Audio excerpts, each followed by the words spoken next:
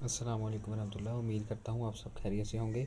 جماعت دہم کی ترجمہ القرآن کے اندر آج کا ہمارا سبق ہوگا سورۃ المؤمنون کا۔ آئیے پڑھتے ہیں سبق کی پڑھائی کی طرف۔ پہلے نمبر پر ہے تعارف۔ سورۃ المؤمنون قرآن مجید کی 23ویں صورت ہے۔ یہ قرآن مجید کے 18ویں پارے میں ہے۔ یہ مکہ مکرمہ میں نازل ہوئی، یعنی یہ سورت مکی ہے۔ یہ 6 رکوع اور 118 آیات پر مشتمل ہے۔ سورۃ المؤمنون کے آغاز میں اللہ تعالیٰ نے مؤمنین کی صفات کا ذکر کیا ہے۔ سورۃ المؤمنون کی ابتدائی آیات بہت فضیلت کی حامل ہیں۔ حضرت عمر فاروق رضی اللہ عنہ سے روایت ہے کہ نبی کریم صلی اللہ علیہ وسلم نے فرمایا، مجھ پر 10 ایسی آیات نازل ہوئی ہیں جو ان پر عمل کرے گا وہ جنت میں جائے گا۔ پھر آپ خاتم النبیین صلی اللہ علیہ وسلم نے قد افلح المؤمنون سے شروع کر کے 10 آیات تلاوت فرمائی۔ مرکزی مضمون اس صورت کا کیا ہے؟ سورۃ المؤمنون کا مرکزی مضمون توحید اور قیامت سے متعلق دلائل اور اتباع رسول صلی اللہ علیہ وسلم کی دعوت کا بیان ہے۔ اتباع یعنی نبی کریم صلی اللہ علیہ وسلم کی پیروی کرنا۔ بنیادی مضامین۔ سورۃ المؤمنون کے آغاز میں مومنین کی صفات بیان کرتے ہوئے ارشاد فرمایا گیا کہ ایسے مومن کامیاب ہو گئے جو اپنی نمازوں میں عاجزی اختیار کرتے ہیں، بے مقصد باتوں سے گریز کرتے ہیں، زکوٰۃ ادا کرتے ہیں، اپنی شرمگاہوں کی حفاظت کرتے ہیں، حد سے تجاوز نہیں کرتے، اپنے عہد و پیمان یعنی اپنے وعدے اور اپنی نماز کی حفاظت کرتے ہیں۔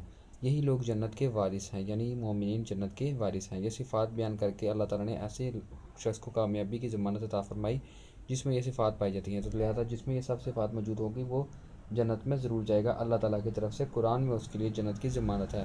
سورۃ المؤمنون میں مومنین کی صفات کا تذکرہ کرنے کے بعد انسان کی پیدائش اور ماں کی پیٹ میں تخلیق کے مراحل کا ذکر کیا گیا ہے۔ انسان کی تخلیق کے مختلف مراحل کو بطور دلیل بیان کر کے موت کے بعد دوبارہ زندگی کا ذکر فرمایا، جسے کافر ناممکن خیال کرتے تھے۔ اس صورت میں اللہ تعالیٰ کی مختلف نعمتوں کا ذکر ہے کہ میں نے آسمان سے پانی نازل فرمایا، اس نے کھجوروں اور انگوروں کے باغات اور دوسرے کئی میوہ جات پیدا کیے، پھر مختلف چوپایوں اور ان سے حاصل ہونے والے فوائد کا ذکر کیا گیا ہے۔ یہ تمام سبق آموز نشانیاں ذکر کرنے کے بعد حضرت نوح علیہ السلام کی بعثت یعنی حضرت نوح علیہ السلام کی نبوت اور ان کی دعوت کا تذکرہ کیا گیا ہے۔ جب حضرت نوح علیہ السلام نے اپنی قوم کو اللہ تعالیٰ کی وحدانیت کی دعوت دی تو انہوں نے اعتراضات کرنا شروع کر دیے۔ حضرت نوح علیہ السلام کی تبلیغ کے باوجود جب قوم اپنی سرکشی پر ڈٹی رہی تو آپ علیہ السلام نے اللہ تعالیٰ سے مدد طلب فرمائی۔ اللہ تعالیٰ نے انہیں کشتی بنانے کا حکم فرمایا۔ اللہ تعالیٰ کے حکم سے ان کی قوم پر سیلاب کا عذاب آیا۔ حضرت نوح علیہ السلام اور ان کے ماننے والوں کو بچا لیا گیا اور قافلوں کو غرق کر کے عبرت کا نشانہ بنا دیا گیا۔ حضرت نوح علیہ السلام کے بعد چند دوسری قوموں کا بھی تذکرہ کیا گیا ہے۔ سورۃ المؤمنون میں حضرت موسیٰ علیہ السلام، حضرت ہارون علیہ السلام کی بعثت کا بیان ہے کہ انہیں فرعون اور اس کی قوم کی طرف بھیجا گیا۔ فرعون اور اس کی قوم نے بھی تکبر کا مظاہرہ کرتے ہوئے حضرت موسیٰ علیہ السلام، حضرت ہارون علیہ السلام کی بات ماننے سے انکار کر دیا، جس کی وجہ سے وہ بھی ہلاک ہو گئے۔ حضرت عیسیٰ علیہ السلام اور ان کی والدہ کو اللہ تعالیٰ نے ایک نشانی بنایا۔ ان تمام انبیاء کرام کا ذکر کرنے کے بعد یہ فرمایا گیا کہ انبیاء کرام علیہ السلام کو ایک ہی دین پر دیا گیا، مگر ان کی امتیں انتشار کا شکار ہو کر فرقوں میں بٹ گئیں۔ سورۃ المؤمنون میں اللہ تعالیٰ کی وحدانیت اور قدرت کاملہ کے دلائل سے سمجھایا گیا ہے۔ اللہ تعالیٰ نے ہی آنکھ، کان اور دل عطا فرما کر انسان کو پیدا فرمایا اور اس کی طرف لوٹ کر جانا ہے۔ زندگی اور موت کا اختیار اسی کے پاس ہے، وہی دن اور رات کو بدلتا ہے، ہر قسم کی قدرت، قوت اور طاقت اسی کے پاس ہے۔ نبی کریم صلی اللہ علیہ وسلم کو مخاطب کر کے فرمایا گیا کہ مشرکین سے پوچھیے زمین اور جو اس میں ہے وہ کس کا ہے؟ آسمانوں اور عرش عظیم کا مالک کون ہے؟ ہر چیز کی بادشاہی کس کے ہاتھ میں ہے؟ ان تمام سوالات کے جواب میں اللہ تعالیٰ نے ان منکرین کا جواب بھی نقل فرمایا کہ یہ ضرور کہیں گے کہ تمام چیزیں اللہ تعالیٰ کا، ان تمام چیزوں کا مالک اللہ ہے۔ اللہ نے فرمایا کہ اس حقیقت کو جاننے کے باوجود یہ کیوں نصیحت حاصل نہیں کرتے؟ سورۃ المؤمنون کے آخری حصے میں مشرکین کی موت اور قیامت کے احوال کا ذکر کیا گیا ہے۔ کفار کو ان کے برے انجام سے ڈرایا گیا ہے کہ قیامت کے دن جس کے اعمال کا پڑیا بھاری ہوگا وہ ہمیشہ کے لیے جہنم میں جائے گا۔ برے اعمال کا۔ سورۃ المؤمنون کے آخر میں اللہ تعالیٰ نے اس حقیقت کو بھی بیان کیا کہ اس نے کسی انسان کو بیکار اور بے مقصد پیدا نہیں فرمایا، بلکہ سب کو اللہ تعالیٰ کی طرف لوٹ کر جانا اور اپنے اعمال کا حساب دینا ہے۔ اب بڑھتے ہیں اس کی مشق کی طرف۔ سورۃ المؤمنون کا مرکزی خیال ہے نبی کریم صلی اللہ علیہ وسلم کی اتباع کی دعوت دینا۔ سورۃ المؤمنون کے آغاز میں بیان کی گئی ہے مومنین کی صفات۔ اللہ تعالیٰ نے حضرت نوح علیہ السلام کی قوم پر عذاب نازل کیا، سیلاب کا۔ انسان کے تخلیقی مراحل کا ذکر کرنے کا مقصد مضبوط کرنا ہے عقیدہ آخرت کو۔ سورۃ المؤمنین کے آخری حصے میں تذکرہ ہے قیامت کے احوال کا۔ ٹھیک ہے، اب بڑھتے ہیں ہم اس کے مختصر سوالات کی طرف۔ پہلا سوال ہے سورۃ المؤمنون میں مومنین کی بیان کردہ 2 صفات تحریر کریں۔ تو اس کا مختصر سوال کا جواب ہوگا یہاں سے کہ سورۃ المؤمنون کے آغاز میں مومنین کی صفات بیان کرتے ہوئے اللہ تعالیٰ نے ارشاد فرمایا کہ ایسے مومنین کامیاب ہو گئے جو اپنی نمازوں میں عاجزی اختیار کرتے ہیں اور بے مقصد باتوں سے گریز کرتے ہیں۔ یہ ہو گیا ہمارا پہلا مختصر سوال۔ دوسرا سوال ہے سورۃ المؤمنون میں بیان کردہ انسانی تخلیق کے مختلف مراحل تحریر کریں۔ اس کا جواب صفحہ نمبر 177 کے اوپر ہے۔ یہ وَلَقَدْ خَلَقْنَا الْإِنسَانَ کے ترجمے سے، اور ہم نے انسان کو چنی ہوئی مٹی سے پیدا فرمایا، یہاں تک ہے تو بہت ہی بابرکت ہے اللہ سب بہتر جاننے والا۔ یہ ہو گیا ہمارا دوسرا سوال۔ تیسرا سوال ہے سورۃ المؤمنون میں مومنین کو کس کا وارث قرار دیا گیا ہے؟ سورۃ المؤمنون میں مومنین کو جنت کا وارث قرار دیا گیا ہے۔ چوتھا سوال ہے سورۃ المؤمنون میں کفار کے انکار کی وجہ کیا بیان کی گئی ہے؟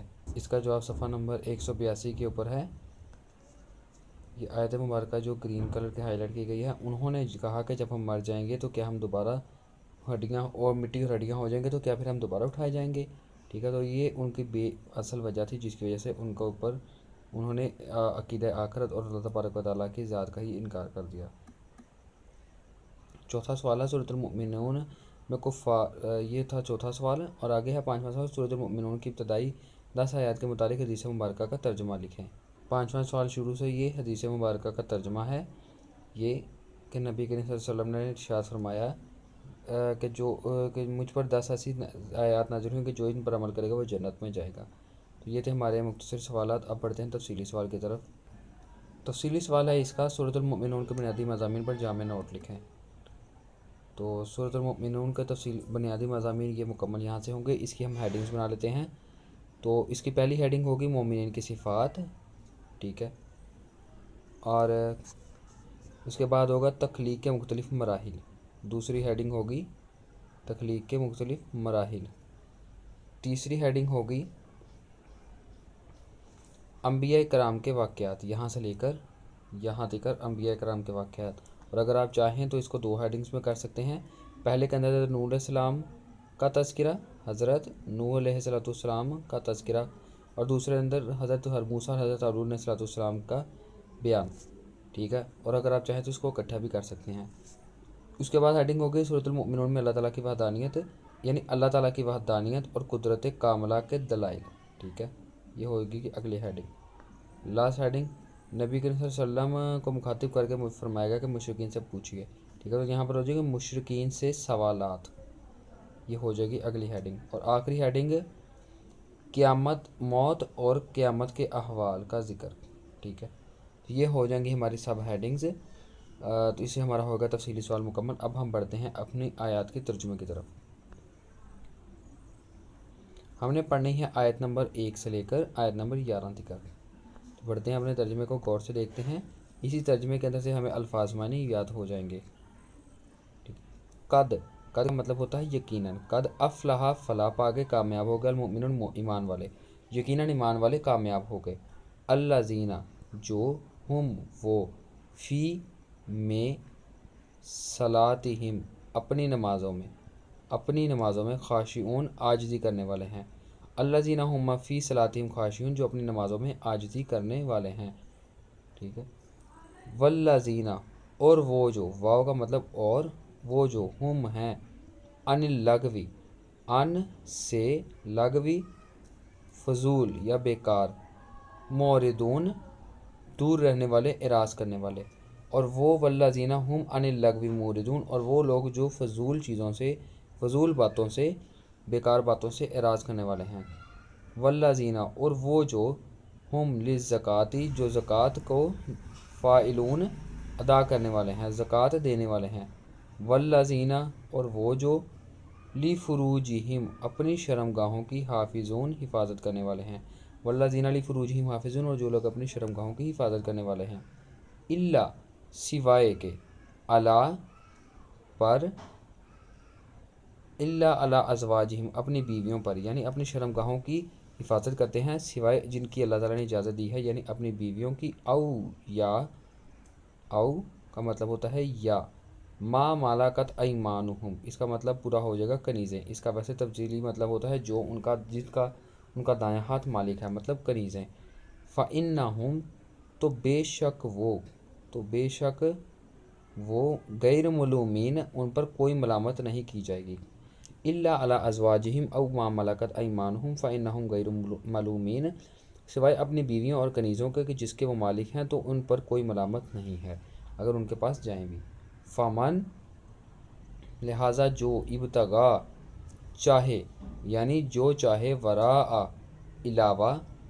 علاوہ ذالک اس کے جو ان کے علاوہ کوئی اور طریقہ چاہے گا توبہ نعوذ باللہ یعنی اپنی بیوی یا اپنے کنیزوں کے علاوہ کوئی اور طریقہ چاہے گا فاولئک تو وہی لوگ فا کا مطلب تو کلاس میں بھی بتایا ہے اولئک یہی لوگ ہم العادون ہم وہ ہیں العادون عداوت کرنے والے حد سے گزرنے والے فمن ابتغى وراء ذلك فاولئک هم العادون ان کے سوا کوئی اور طریقہ چاہے تو وہی لوگ حد سے گزرنے والے ہیں.